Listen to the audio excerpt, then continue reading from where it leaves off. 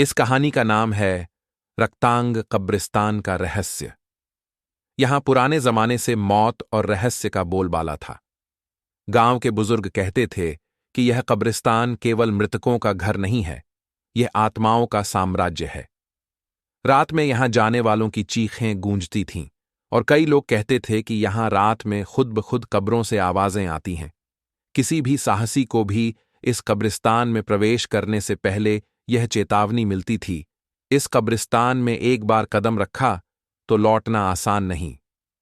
अमित, एक शोधकर्ता जो डर भय में विश्वास नहीं करता था, ने तय किया कि वह इस रहस्य का पर्दाफाश करेगा, कहा गया। जैसे ही अमित ने कब्रिस्तान का मुख्य गेट पार किया, उसने महसूस किया कि वातावरण बदल चुका है। ठंडी हवा, चुप्पी और एक अजीब सा भारीपन वर्णित किया गया। कब्रों के बीच चलते चलते अमित को दूर से धीमी फुसफुसाहट सुनाई दी, यहां से चले जाओ, यहां सुरक्षित नहीं है। लेकिन उसने इसे अनसुना कर दिया और आगे बढ़ गया। बताया गया, अमित कब्रिस्तान के सबसे पुराने हिस्से में पहुंचा।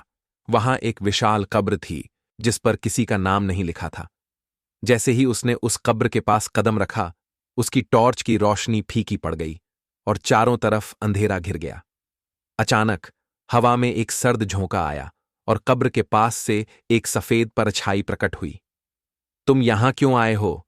यह कब्रिस्तान हमारी आत्माओं का घर है, सफेद परछाई ने गंभीर स्वर में पूछा।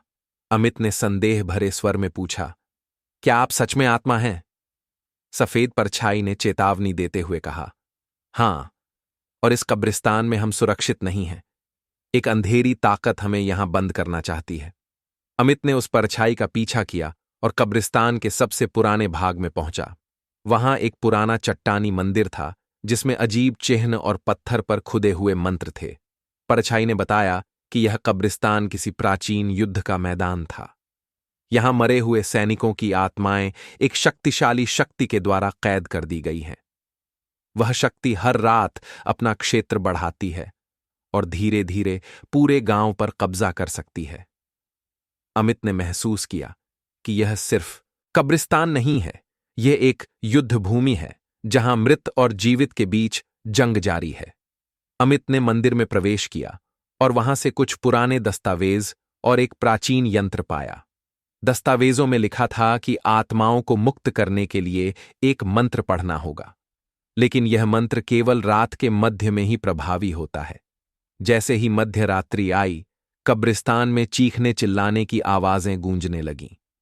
कब्रों के ढेरों में से सफेद परछाइयां निकलने लगीं और अमित को महसूस हुआ कि वह अकेला नहीं है। उसने मंत्र पढ़ना शुरू किया। हवा में तेज बर्फीली ठंड और गूंजती चीखें उठीं। अचानक कब्रिस्तान में एक तेज रोशनी फैली और आत्माओं,